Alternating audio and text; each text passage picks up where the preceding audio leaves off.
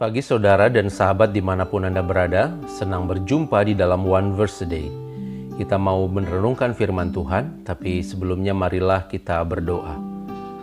Ya Allah, kami sungguh bersyukur untuk hari baru yang Tuhan beri, untuk kekuatan, iman, pengharapan di dalam Tuhan. Kami mau belajar dan merenungkan firman-Mu hari ini, biarlah Engkau hadir, melawat dan menerangi kami semua. Terima kasih ya Tuhan, di dalam Kristus kami berdoa. Amin. Saudara, firman Tuhan hari ini dari Yakobus 1 ayat 5. Tetapi apabila di antara kamu ada yang kekurangan hikmat, hendaklah ia memintakannya kepada Allah, yang memberikan kepada semua orang dengan murah hati dan dengan tidak membangkit-bangkit, maka hal itu akan diberikan kepadanya. Saudara, surat Yakobus ini ditujukan kepada ke-12 suku di perantauan. 12 suku yang dimaksud bukanlah umat Israel, melainkan jemaat Kristen yang melihat dirinya sebagai ahli waris tradisi Yahudi. Penulis kitab ini menyebut dirinya sebagai Yakobus. Menurut tradisi, Yakobus adalah saudara Yesus. Kalau diperhatikan, memang surat ini berisi ajaran dan nasihat-nasihat yang serupa dengan ajaran-ajaran Yesus sebagaimana tertulis dalam kitab-kitab Injil.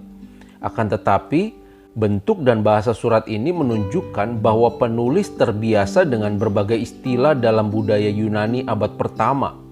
Ini berarti saudara bahwa penulis mungkin baru hidup jauh sesudah Yakobus, saudara Yesus, yang dinyatakan di dalam Markus 6 ayat 3, atau juga Yakobus sang rasul di dalam Matius 4 ayat 21. Saudara, surat Yakobus penuh dengan hikmat dan nasihat-nasihat praktis yang menuntun hidup orang beriman. Kebanyakan hikmat di Yakobus ini mirip dengan hikmat yang dilukiskan di dalam Amsal pasal 2 ayat 6-7, di mana sang penulis mengingatkan bahwa hikmat sejati itu berasal dari Allah. Dan hikmat Allah itu didasarkan pada hukum Taurat yang diberikannya kepada Musa dan umat Israel di Sinai. Masyarakat Yahudi sangat menghargai hikmat. Para orang tua sadar bahwa mereka berkewajiban mengajarkan hikmat yang didasarkan pada hukum Taurat kepada anak-anak mereka. Saudara, dalam bacaan kita hari ini, penulis surat Yakobus mendorong pembaca untuk memohon hikmat kepada Allah dan tetap teguh dalam iman meskipun menghadapi berbagai ujian dan pencobaan. Hikmat akan menolong seseorang untuk berpikir dan bersikap benar dalam situasi apapun.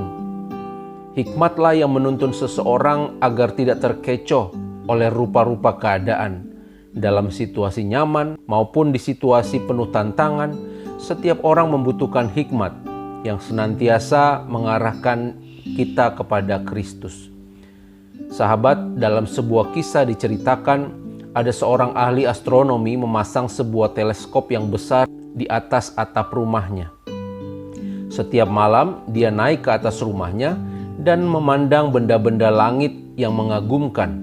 Ada bintang-bintang yang cemerlang, ada bulan yang besar, komet, dan tampak juga ada meteor.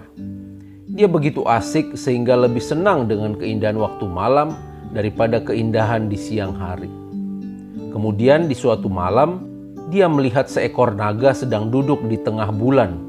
Binatang itu memiliki tubuh biru dan mengkilap, memiliki sayap seperti kaca hijau, memiliki banyak kaki yang berbulu dan kepala yang aneh, yang memiliki mata yang besar.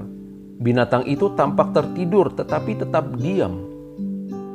Ahli astronomi itu begitu senang sehingga ia berlari keliling kota untuk membangunkan semua temannya agar datang dan melihat penemuannya, yang katanya itu pasti akan memberikan kehormatan kepada kota itu.